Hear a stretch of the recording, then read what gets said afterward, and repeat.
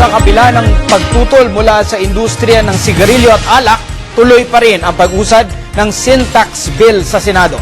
Ayon sa Senate Ways and Means Committee, magdedesisyon pa ang komite ng halaga ng buwis na kanilang irerekomenda sa ilalim ng panukala. Si Bianca Piedad ang ating tagapagbalita. Umusad na muli sa ika-4 na pagdinig ng Senate Committee on Ways and Means ang pagtalakay sa sin tax bill. Ayon kay Senador Ralph Recto, 62 bilyong piso ang maaaring mapunta sa revenue ng pamahalaan mula sa sin tax na karagdagang tulong para maitaas ang gross domestic product ng bansa. 50 bilyon umano dito ay mapupunta sa Department of Health at PhilHealth, habang ilalaan din ang malaking bahagi nito sa pagpapagawa at pagpapaayos ng mga pasilidad, ospital at pasweldo sa health personnel. It is high time to review all this earmarking as well. Right?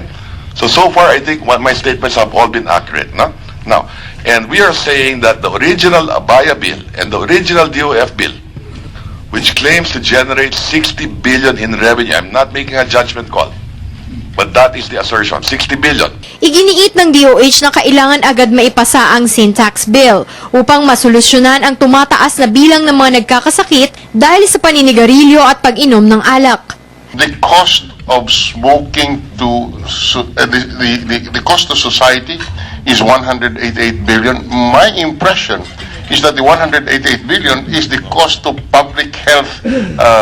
It's a public health expense because of tobacco smoking. Sa kabila ng claim na magreresulta sa smuggling ang pagpapataw ng mas mataas na excise tax sa alcohol at sigarilyo, sinabi ni Economics Professor Solita Monsod na wala itong basihan. The differentials in affordability account for only 5% of smuggling, which essentially really is that smuggling is an enforcement problem. Because of the inelasticity of demand, what happens is total revenue always increases.